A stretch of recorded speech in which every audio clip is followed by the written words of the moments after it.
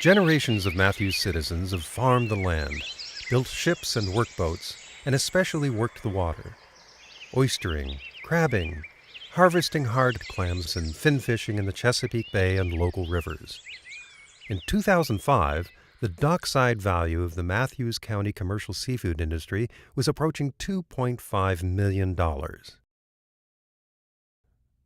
This maritime heritage is marked by historic structures, gracious homes, and other reminders of how the working waterfront has always been an integral part of the county's cultural and social fabric.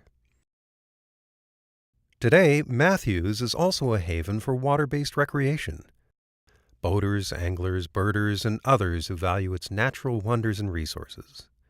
As in other rural coastal communities, however, the county's economy is in a flux, with a shift away from the traditional water-based livelihoods as the result of a variety of factors.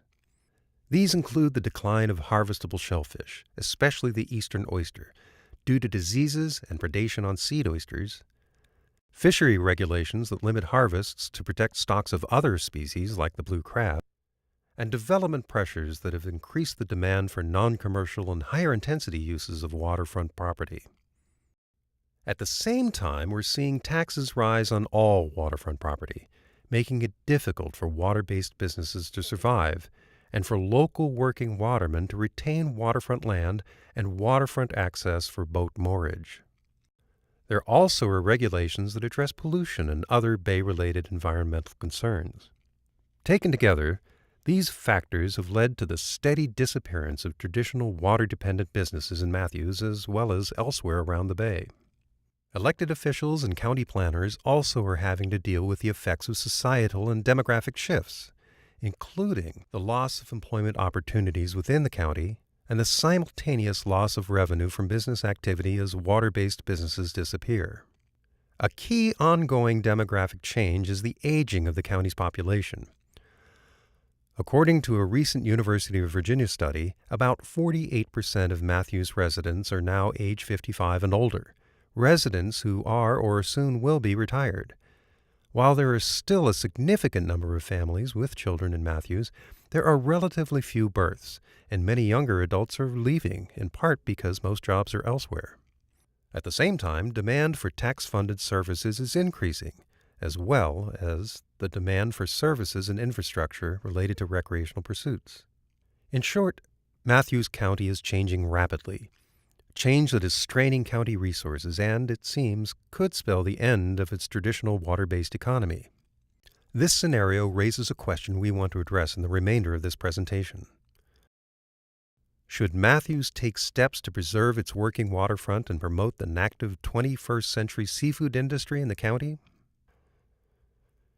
If the answer is yes, aquaculture could present opportunities that preserve the county's waterfront-focused identity and at the same time create a powerful economic engine for boosting business and job growth. Currently, for every 17 wild oysters harvested in Mathews, only one aquacultured oyster is grown in the county. Yet Mathews has over 5,000 acres of subaqueous land leasable for aquaculture use. This is significant untapped potential. We've all heard of aquaculture described as fish farming, but basically, it is the cultivation of animals or plants in a controlled setting on land and or in either salt or freshwater, and it goes on all over the world. Technically, aquaculture in a marine setting is called mariculture, which is subdivided into several categories. Shrimp aquaculture, algaculture, the growing of seaweed and other algae, finfish aquaculture, the farming of species such as salmon, trout, or the cobia farming operations shown here, and shellfish aquaculture, growing species of oysters or clams. As a quick refresher on how shellfish aquaculture or aquafarming can work, let's look briefly at the approaches used for oysters. Of course, growers formerly used the shell-on-the-bottom approach of planting wild harvested seed oysters on the bottom in open water. This method is a thing of the past due to ravages of oyster diseases and concerns about predation on wild seed.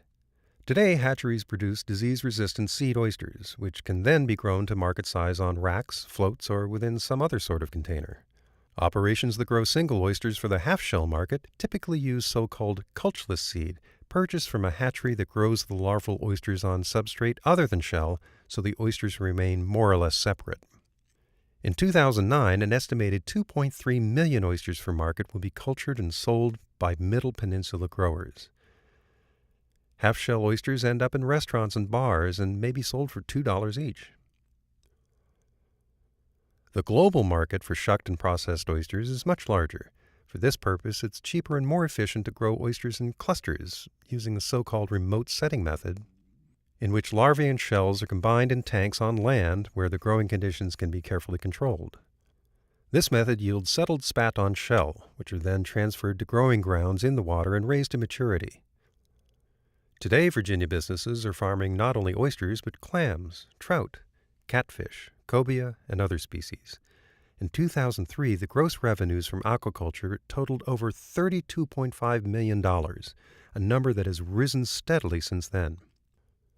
In 2007, clam aquaculture alone brought more than $20 million in an environment of steadily rising prices for growers. Shellfish aquaculture, both the growing of seed and hatcheries and the grow-out of market clams and oysters, is truly becoming big business in Virginia. For example, this graph shows the increase in the number of seed oysters Virginia growers planted for aquaculture from 2005 to 2008. And here we see the dramatic tenfold rise in sales of farm market-sized Virginia oysters over the same time period. Even with this increase in supply, the market price for these farmed oysters remains stable, one indication of strong and growing demand for them in the marketplace.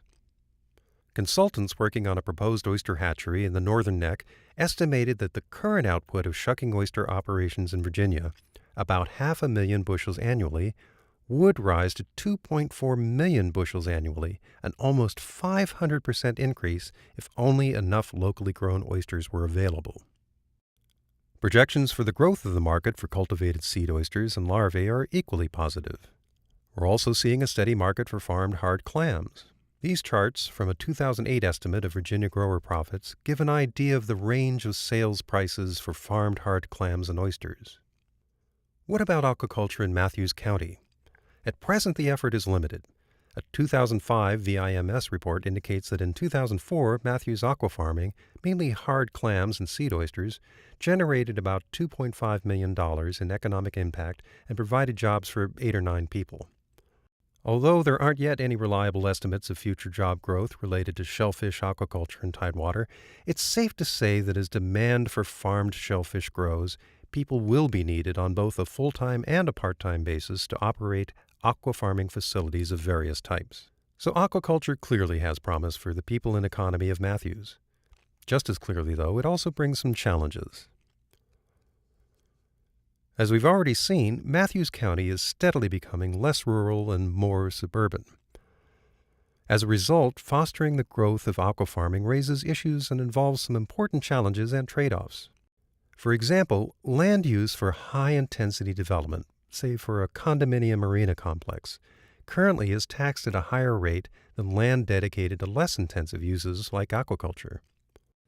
Increasingly in coastal communities like Mathews, both the taxing system and land use policies favor more intensive development, in part because communities undergoing the demographic and social shifts we considered earlier need to fund a growing menu of civic needs. Yet, to the extent that waterfront real estate is preserved as a working waterfront, there's a potential for reduced local tax revenue. So that's one important trade-off. Another challenge relates to where new aqua farms would be situated. Currently in Mathews County, there's very limited existing aquaculture infrastructure, such as this clam and oyster aquaculture operation on Pepper Creek. With so much of Mathews waterfront property currently in private hands, public access to waterfront that might be suitable for aquaculture is quite limited. The county's existing zoning regulations don't accurately describe modern aquaculture practices, which require both land and water-based operations. And within the zones, there are currently incompatible uses, such as agriculture, greenhouses, and the like. If new aquaculture sites are or become available, developing them also raises the possibility of conflicts between aquafarmers and other citizens who want to use the land or water for a different purpose, such as a golf course, marina, or a commercial nursery. Aquaculture requires a reliable source of unpolluted water, and yet many areas in Mathews are vulnerable to pollution from stormwater runoff, agricultural discharges, and other sources of water pollution. Aquaculture requires a reliable source of unpolluted water, yet many areas in Mathews are vulnerable to pollution from stormwater runoff, agricultural discharges, and other sources of water pollution, such as failing septic systems and natural pollutants such as manure from waterfowl. Aquaculture entrepreneurs will also have to grapple with issues related to effectively developing their operations and marketing and transporting their product, seed oysters or clams, and/or market shellfish. Given the economic potential of aquaculture in Mathews, what are some ways for addressing these concerns? Communities can meet a number of these challenges by making carefully designed changes to local ordinances and regulations. For starters, a right to aquaculture ordinance can affirm the county's commitment to aquaculture, clearly define aquaculture operations, and identify county water and land areas that currently or potentially can support aquaculture.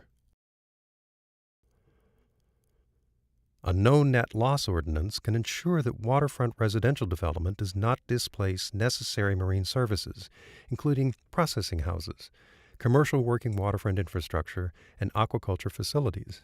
Zoning amendments can describe incompatible uses of land and water within zones where aquaculture is permitted.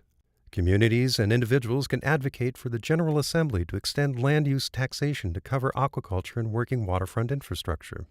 Property tax credits, rebates, or other relief can be made available to working water industries. Establishing a right to working waterfront policy will help preserve existing working waterfront operations. A commercial working waterfront zoning ordinance can identify principal uses in this category, including commercial fishing, crabbing, and aquaculture, boat repair and dockage facilities, recreational charter business, and many other uses. Mathews can also adopt some or all of the recommendations generated by the York River Use Conflict Committee, including identifying the county's land, air, and water territorial boundaries, ordinances governing outdoor waterfront lighting and floating homes, and a master plan for public access infrastructure, among others. Mathews can also create a working waterfront overlay district with provisions that help preserve, maintain, and enhance working waterfront activities in specific areas by addressing potential conflicts with other uses there, such as farming or residential uses. An innovative idea that has taken hold in Maine, Florida, Maryland, and other coastal areas is the concept of an aquaculture business incubator, an entity that assists aquafarming entrepreneurs in launching and succeeding in their business.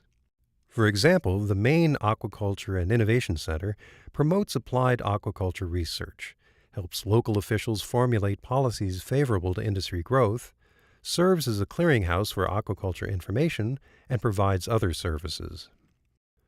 A Mathews Aquaculture and Innovation Center could do the same.